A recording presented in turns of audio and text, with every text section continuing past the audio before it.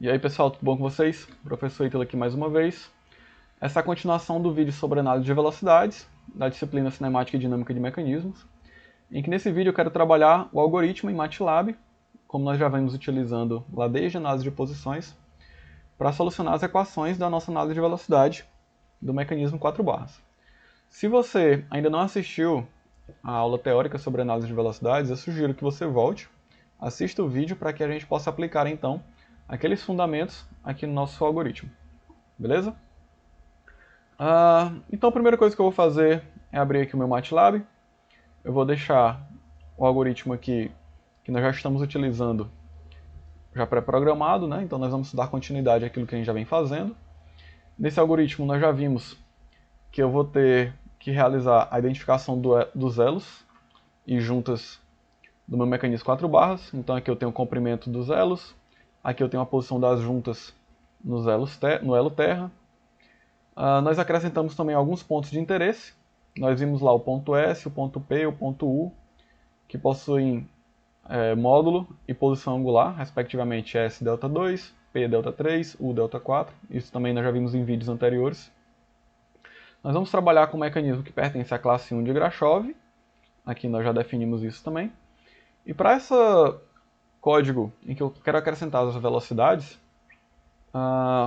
eu já deixei aqui preparado algumas orientações que nós vamos seguir daqui para frente, ok? A primeira delas, nós temos que definir então a posição inicial do meu mecanismo e qual a velocidade angular adotada para esse mecanismo, ok? Nós vamos fazer isso daqui a pouco. Outras coisas que nós já fizemos foi o cálculo da posição da junta A, da junta B. Nós já vimos também como encontrar os ângulos θ3 e θ4 nos vídeos anteriores. E a partir de agora nós vamos utilizar esses ângulos para calcular as velocidades angulares, ômega3 e ômega4. Posteriormente, nós vamos utilizar essas velocidades angulares para calcular as velocidades lineares, V de A, V de B, V de P em relação a A, enfim, todos os outros. Os pontos de interesse nós já definimos, mas agora eu vou acrescentar então a velocidade desses pontos de interesse, ok? E para ficar melhor da gente observar graficamente essas velocidades variando, eu vou plotar então no meu mecanismo essas velocidades variando para cada posição θ2, tá? Ou seja, em outras palavras, para cada instante de tempo. Então vamos lá. O primeiro passo que nós vamos fazer aqui é definir a posição inicial e a velocidade angular do meu mecanismo. Por que é importante eu começar a trabalhar isso agora, né? Se a gente for observar, aqui no meu loop, aqui, né, no meu comando de for, em que eu tenho um θ2 que varia de 0 até 360 graus em intervalos de 0,1, eu não estou preocupado nesse ponto qual é a velocidade com que esse θ2 está variando. Eu estou dando intervalos fixos de 0,1 para que ele possa trabalhar. Uma das formas que eu tenho de alterar isso é calcular esse valor de θ2. Nós já sabemos, lá da nossa física, que θ2 ele equivale a θ2 inicial mais ômega2 vezes o intervalo de tempo. Então eu preciso definir quais são esses valores. Por exemplo, eu posso dizer que θ2 inicial pode ser um valor de 0 graus. Eu quero que ele comece alinhado com o meu sistema de coordenado, trabalhar com 0 graus, mas depois eu posso variar isso à vontade. Quero definir um ômega 2 com 1 radiano por segundo, por exemplo, e um intervalo de tempo variando de 0 em 0,1 até 10 segundos ou 5 segundos, não importa. Como nós estamos trabalhando com velocidade angular, uma coisa interessante que nós podemos fazer, em vez de trabalhar esse tempo final como valores arbitrários, eu trabalhar o período, ou seja, 2 vezes π sobre ômega 2. Então, eu garanto que eu vou trabalhar no intervalo de tempo de uma volta, né? Vamos tentar rodar isso para ver o que acontece, ver se nós estamos fazendo certo. Eu vou pedir para rodar e a gente observa então o nosso mecanismo dando aqui uma volta, como a gente já havia falado, trabalhando com alguns pontos de interesse, né, os pontos P, U e S. E nesse intervalo que eu defini de 2π ômega 2, eu estou trabalhando com um período. Da mesma forma, se eu quisesse colocar 2 voltas, ou 3 voltas, eu poderia botar 6π, né? Então ele daria a primeira volta, a segunda e a terceira volta sem nenhum problema. Isso se torna amigável para a gente, né? Trabalhar dessa forma. A velocidade também eu posso variar, em vez de 1 eu posso botar 0.3, por exemplo, 0.2 ou qualquer valor. E aí o meu mecanismo ele vai variar mais lentamente. Então é um algoritmo que ele é bastante editável, a gente pode trabalhar a velocidade, intervalo de tempo, posição inicial também, se eu quiser que ele inicie com 60 graus, também não vai ter nenhum problema. Essa é a forma que a gente tem aqui mais interessante ou mais direta de trabalhar então essa posição inicial. Eu vou voltar aqui para 0 graus, aqui eu posso deixar 0,3, não tem problema, para uma volta, um período. Próximo passo então é o cálculo das velocidades angulares, ok? Nós já vimos lá no nosso slide como encontrar essas velocidades angulares. Se você não assistiu ainda a videoaula anterior, você pode voltar. Eu vou mostrar aqui para vocês como encontrar essas velocidades. Então, vou minimizar aqui. Em que ômega 3 eu posso definir dessa forma e ômega 4 dessa outra forma. Ou seja, ômega 3 é igual a A sobre B vezes ômega 2 vezes o seno de θ 4 menos θ 2, tudo isso dividido pelo seno de θ 3 menos θ 4. Então, ômega 3 está definido. Posso também definir ômega 4. Eu acabei digitando aqui, você não viu, mas eu vou digitar novamente o θ 4. Então, ômega 4 vai ser igual a sobre C vezes ômega 2 vezes o seno de θ 2 menos θ 3 dividido pelo seno de θ 4 menos θ 3. E aqui a gente encontra então os nossos valores para ômega 4 e ômega 3. O cálculo das velocidades angulares está definido. Próximo passo então é fazer o cálculo das minhas velocidades lineares. Aqui pelo nosso slide, a gente já definiu a velocidade absoluta de A como sendo o produto de A vezes ômega 2 menos seno de θ 2 mais j cosseno de θ 2, velocidade de B em relação a A e velocidade de B também, sem nenhum problema. Então, eu vou colocar aqui velocidade de A como sendo A vezes ômega 2 vezes, entre parênteses, menos seno de θ 2, no caso aqui, trabalhando vetorialmente, eu já posso colocar o cochete, θ 2, vírgula, cosseno de θ 2 no nosso MATLAB. Velocidade de B em relação a A, da mesma forma, só que agora vai ser B vezes ômega 3 vezes, entre cochete, menos seno de θ 3, vírgula, cosseno de θ 3. E por último, então, a velocidade absoluta do ponto B, que vai ser dada por C vezes ômega 4 vezes menos seno de θ 4 e cosseno de θ 4 aqui também. Então, nós encontramos as velocidades absolutas desses meus pontos. O próximo passo que nós vamos encontrar agora é a velocidade dos pontos de interesse, tá? Ou seja, as velocidades do ponto S, do ponto P e do ponto U, que nós também já vimos lá no nosso slide, eu vou mostrar aqui para vocês. A velocidade de S, né? Ela pode ser encontrada por esta equação aqui, ó. Seno de ômega 2, entre colchete, menos seno de θ2 mais δ2, cosseno de θ2 mais δ2. Então vamos escrever isso.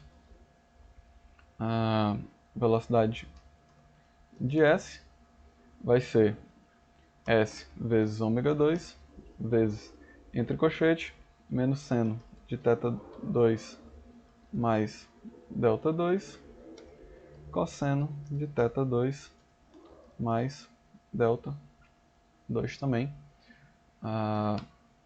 Isso é bem direto, isso é bem tranquilo, porque nós estamos trabalhando com um elo que possui rotação pura. A mesma coisa vai acontecer quando eu estiver trabalhando com o elo 4, tá? O elo 4, lá ele possui um ponto U, que vai ser dado por esta equação aqui, ó. Então, aqui no meu MATLAB, a minha velocidade de U, ela pode ser definida como U vezes ômega 4, vezes, entre colchete, menos seno de θ4 mais δ4, cosseno de θ4 mais δ4 também. Outro ponto agora de interesse para a gente vai ser então o ponto P, né? Nós vimos lá na aula que o ponto P ele possui uma velocidade relativa de P em relação a A, que é função do meu ângulo θ3. A gente pode definir velocidade de P em relação a A por essa expressão. Porém, a velocidade absoluta do ponto P ela vai ser uma soma vetorial da velocidade absoluta de A mais a velocidade relativa de P em relação a A. E aí isso acontece justamente porque a junta A possui movimento, é uma junta que está se movimentando aqui com o elo manivela, tá bom? Então, nós vamos encontrar, nesse caso, a velocidade de P em relação a A, que já foi definida aqui pela nossa equação P vezes ômega 3, vezes, entre colchetes, menos seno de θ3 mais δ3, cosseno de θ3 mais δ3. Essa é uma velocidade relativa, porém a velocidade absoluta ela equivale à velocidade absoluta de A, que eu já calculei, mais a velocidade de P em relação a A, que eu também já calculei. Eu poderia ter escrito isso de forma direta, tá? Só que ia ficar uma expressão bem grande e desnecessária porque eu já calculei aqui em cima a velocidade de A. Então eu posso reutilizá-la aqui sem nenhum problema. Isso é bem prático, isso é bem direto. Então, os nossos valores estão calculados, estão definidos, isso não tem nenhum problema. Você pode trabalhar a partir de agora utilizando uma metodologia de gráficos, em que eu posso ver qual é a evolução da velocidade em relação ao tempo. Mas aqui para vocês eu quero apresentar uma outra metodologia. Eu quero colocar vetores nas minhas figuras, tá? Em outras palavras, eu quero colocar aqui nesses pontos como eu poderia observar esses valores, né? Esses vetores aqui, ó. Quero observar esse vetor P, esse vetor S, esse vetor U, aqui lá na minha animação, lá no meu desenho. Então, vamos tentar resolver isso aqui utilizando os nossos comandos que a gente está trabalhando. Vou voltar aqui, então, para a plotagem das velocidades, eu vou utilizar o comando de plot, em que eu quero plotar um vetor. Vou iniciar pelos mais simples, tá? O ponto A, aliás, eu não vou nem trabalhar com o ponto A, eu vou trabalhar primeiro com o ponto S. Mas esse ponto S ele está na posição S1, né? Essa posição S nós já definimos aqui em cima, então em X. E eu quero trabalhar com esse vetor que ele vai ter um valor de S1 mais o valor que nós calculamos para S. Eu vou terminar aqui e vai ficar mais fácil de você entender. Fazendo a mesma coisa para Y, né, para a ordenada, eu tenho S2 S2 mais V de S em 2. Eu vou colocar uma linha preta, fica melhor da gente observar isso. O que eu representei aqui nessa linha de código? Eu quero desenhar um vetor, V de S, que possui coordenada e abscissa, e ele esteja posicionado lá no ponto S. Tá? Então ele tem que estar posicionado no meu ponto S. Eu coloquei aqui de uma cor preta, então vamos ver como que seria essa representação aqui na nossa figura. Vou pedir para rodar, ó, e você observa então que foi acrescentada uma linha, tá? Essa linha preta, que representa esse vetor. Né? Se a gente for pedir para rodar de novo, você vai ver que essa linha ela roda perpendicularmente ao elo manivela e ela possui módulo constante. Isso acontece por quê? Porque a velocidade do meu mecanismo é constante. A velocidade do meu elo manivela, ômega 2, não sofre aceleração nenhuma. Então é fácil a gente perceber isso, não tem nenhum problema. Todos os pontos do meu elo manivela, ou seja, a junta A, o ponto S ou qualquer outro ponto que pertença a esse elo, vai ter essa velocidade com módulo constante, já que meu ômega 2 é constante. Se eu utilizar o mesmo raciocínio para calcular a velocidade do ponto U, que pertence ao meu elo seguidor, eu vou ter a situação plot U em 1, a velocidade de U em 1 mais, U em 1 mais a velocidade de U em 1, e do outro lado, U em 2, U em 2 também, mais a velocidade de U em 2, e eu vou colocar preta também para não misturar com a figura dos elos. Então, vou pedir para rodar aqui. O que a gente observa? Eu tenho agora a representação do vetor módulo de velocidade de U, ela possui também direção, em que este valor vai sofrer alteração em módulo, por quê? Porque é um elo seguidor, ou seja, a variação de velocidade do meu elo seguidor ela vai acontecer juntamente com a variação do ângulo θ2. Apesar de que a direção sempre vai ser perpendicular ao elo seguidor, mas o módulo vai sofrer alteração. Então vou pedir para rodar mais uma vez, que você possa observar. Esse módulo ele sofre variação, aumentando, diminuindo e zerando sempre quando há inversão de movimento. Então também é fácil da gente perceber isso, já que o elo 4 possui movimento de rotação pura. Já para o meu elo acoplador, eu posso plotar no ponto P, em 1, ponto P, a velocidade de P, certo? Então, P em 2, mais a velocidade de P em 2. E eu vou colocar aqui também em preto, para a gente observar então o que vai acontecer. O que vai acontecer então? Eu vou acrescentar agora o vetor velocidade do ponto P. O ponto P ele pertence ao elo acoplador, e esse elo número 3, acoplador, possui movimento complexo. Então ele possui rotação e translação. Ou seja, é difícil prever qual que vai ser a direção desse meu vetor velocidade. Eu vou aumentar aqui a quantidade de voltas. Eu vou colocar aqui 3 voltas, 3 períodos, para que a gente possa acompanhar melhor. Então você vê que essa velocidade de P possui variação de módulo, de sentido e de direção. Isso acontece exatamente porque o meu elo acoplador possui movimento complexo. É uma forma gráfica da gente observar essa variação da velocidade, conferir nossos resultados, ver se estão compatíveis com aquilo que a gente propôs. E eu sugiro a você que você possa armazenar esses resultados e colocar em um gráfico, tá? Para ver como que está variando, como que está se comportando em relação ao tempo, em relação ao θ2. Essa foi a videoaula de aplicação do algoritmo em MATLAB para a nossa análise de velocidades. Eu desejo a você bons estudos, bom aproveitamento e até as próximas aulas. Até mais!